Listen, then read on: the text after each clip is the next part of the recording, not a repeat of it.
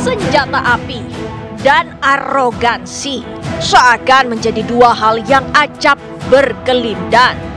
Insiden oknum polisi tembak siswa SMK di Semarang, Jawa Tengah yang berujung korban meninggal dunia seolah mengingatkan itu. GRO, demikian inisial korban yang berumur 17 tahun itu terenggut nyawanya setelah peluru menerjang tubuhnya.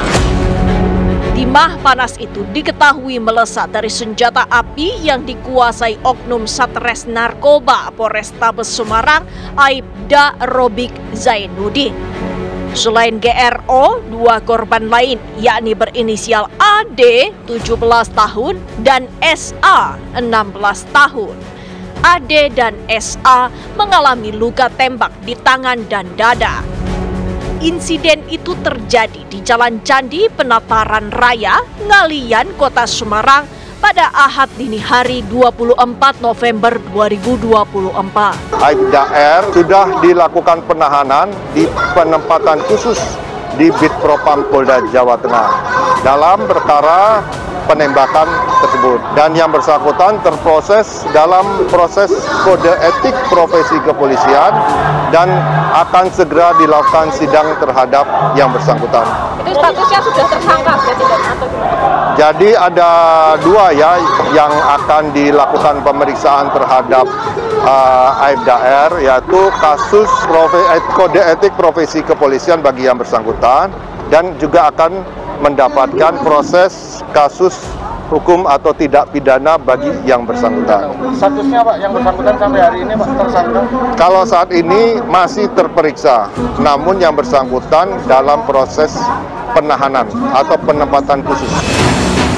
Sebelumnya, seorang oknum polisi menembak mati rekannya yang juga anggota polisi hingga tewas pada Jumat dini hari 22 November 2024. Adalah Kepala Bagian Operasi Polres Solok, AKP Dadang Iskandar, yang menembak AKP Rianto Ulil Ansar di bagian wajah sebanyak 2 kali dari jarak dekat. Tembakan itu mengenai bagian pelipis dan pipi menembus hingga ke tengkuk. Tak cukup sampai di situ, AKP Dadang kemudian memberondong tembakan ke rumah dinas Kapolres Solok Selatan, AKBP Arif Mukti. Polri pun mengambil langkah tegas memecat AKP Dadang Iskandar. Memutuskan sidang KKP dengan sanksi etika, yaitu perilaku pelanggar dinyatakan sebagai perbuatan tercela. Yang kedua, sanksi administratif berupa pemberhentian tidak dengan hormat atau PTDH sebagai anggota Polri. Dan atas putusan tersebut, yang bersangkutan tidak mengajukan banding. Sehari sebelumnya di tempat terpisah, Kamis 21 November 2024, warga di Kecamatan Sekayu, Kabupaten Musi, Banyuasin, Sumatera Selatan dikagetkan oleh insiden penembakan yang merenggut nyawa AMP. Saat itu, korban yang sedang mengantre di loket pembayaran listrik kantor PLN Cabang Sekayu ditembak orang tak dikenal sekitar pukul 9 waktu Indonesia bagian Barat. 3 jam usai kejadian, polisi meringkus pelaku berinisial EMN alias Atak di lapangan Simpang Tugu Bundaran Sekayu, Banyuasin, Sumatera Selatan. Alasan pelaku EMN menembak korban AMP karena didasari permasalahan pribadi di antara keduanya. Tersangka yaitu Eka Maulana ini, dasar pemeriksaan dia menyatakan kesal pada saat berpapasan ketemu korban.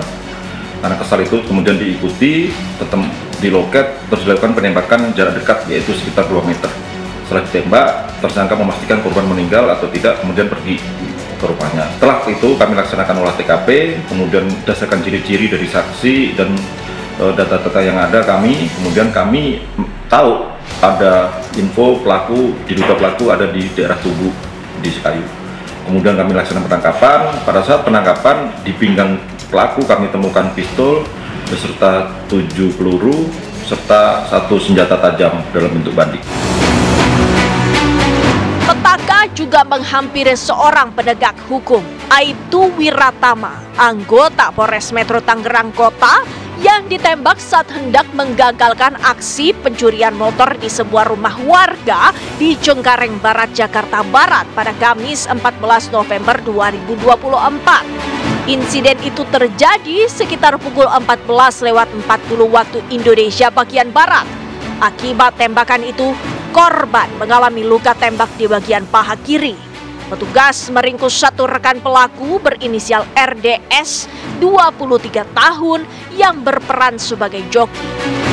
Hasil pengembangan lebih lanjut, polisi berhasil menangkap pelaku penembakan saat hendak kabur ke Lampung melalui Pelabuhan Merak.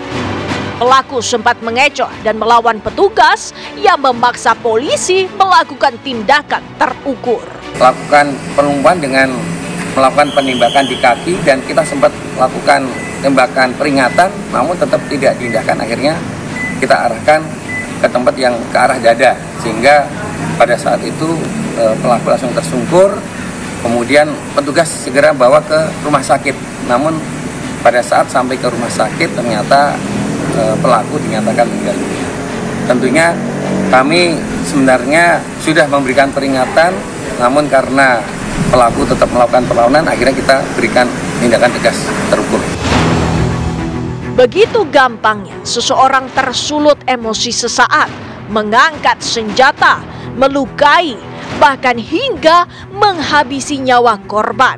Jelas menyuguhkan situasi memprihatinkan. Namanya fenomena oknum itu ada di semua lembaga. Di DPR ada oknum, kemudian di pemerintahan ada oknum, di kepolisian ada oknum, ya. Itu hal yang biasa, tinggal bagaimana kita mensikapinya. Ada dua hal menurut saya, hal besar yang penting untuk dievaluasi terkait masalah ini. Soal bagaimana evaluasi penggunaan senjata. Maraknya kasus penembakan oknum aparat terhadap warga sipil menyita perhatian sejumlah kalangan yang kemudian menyerukan pentingnya evaluasi terhadap penggunaan senjata api, termasuk menyoal pengawasannya.